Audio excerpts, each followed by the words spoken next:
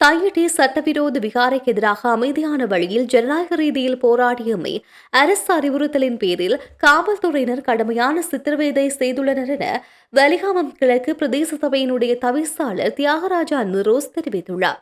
சட்ட ஒழுங்கை பாதுகாக்க வேண்டிய காவல்துறையினர் குறித்த மிலேச்சத்தனமான பாரதூரமான மனித உரிமை மீறல்கள் தொடர்பில் நீதியான அணுகுமுறைகளுக்காக அழுத்தத்தை பிரயோகிக்குமாறு வெளிநாட்டு தூதுவர் ஆலயங்கள் மற்றும் சர்வதேச மனித உரிமைகள் ரீதியிலான அரசுக்கு உதவி அளிக்கும் நிறுவனங்களுக்கு கோரிக்கை விடுக்கப்பட்டுள்ளது.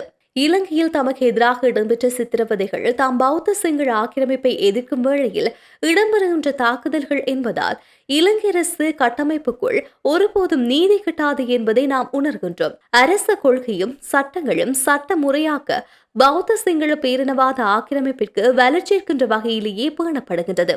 யாரும் எதிராக அமையக்கூடாது என்பதில் ஒழுங்கமைக்கப்பட்ட கட்டமைப்பே இலங்கையில் நடைமுறையில் உள்ளது. எந்த அரசாங்கம் ஆட்சிக்கு வந்த போதும் மாற்றமின்றி இந்த நிலை தொடர்கின்றது.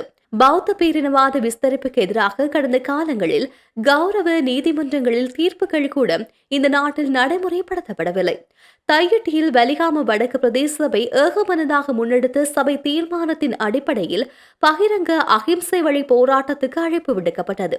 அப்போராட்டத்தில் நீதிமன்றத்தின் உத்தரவுகளை மதித்தே நாம் போராடினோம். அவ்வாறாக போராடிய போது எம்மீது காவல்துறையினர் பிரயோகித்த சித்திரவதையையும் மனிதகுல நாகரிகத்துக்கு ஏற்புடையதல்லாத நடவடிக்கைகள் தொடர்பாகவும் இலங்கையில் உள்ள பிரதான நாடுகளின் வெளிநாட்டு தூதுவர் ஆலயங்கள், ஐக்கிய நாடுகள் மனித உரிமை தொடர்பான நிறுவனங்கள், சித்திரவதைக்கு எதிரான சர்வதேச ஸ்தாபனங்கள், இலங்கைக்கு உதவி வழங்கும் நாடுகள், உள்நாட்டிலும் வெளிநாட்டிலும் உள்ள மனித உரிமை நிறுவனங்கள் மற்றும் ஏனைய ஸ்தாபனங்களுக்கும் இவ்விடயம் பற்றி போதிய ஆதாரங்களுடன் முறையிட்டுள்ளோம். இராணுவமயமாக்கலின் கீழ் பொதுமக்களுக்கு சொந்தமான தனியார் காணிகளில் அரசு அனுசரணையுடன் இனங்களுக்கு இடையிலான நல்லிணக்கத்தை பாதிக்கின்ற வகையில் கட்டப்படுகின்ற சட்டவிரோத விகாரைகளுக்கு எதிராகவே நாங்கள் தொடர்ச்சியாக போராடி வருகின்றோம். அரசாங்கம் இவ்வாறான நீதி கோரும் அகிம்சை ரீதியான போராட்டங்கள் மீது அடக்குமுறையையும் மக்களிடத்தில் அச்சுறுத்தல்களையும் ஏற்படுத்தும் நோக்கில் காவல்துறையினரை ஏவிவிட்டு சித்திரவதை செய்து வருகின்றமை உடன் நிறுத்தப்பட வேண்டும் என்றும் அவர் தெரிவித்துள்ளார்.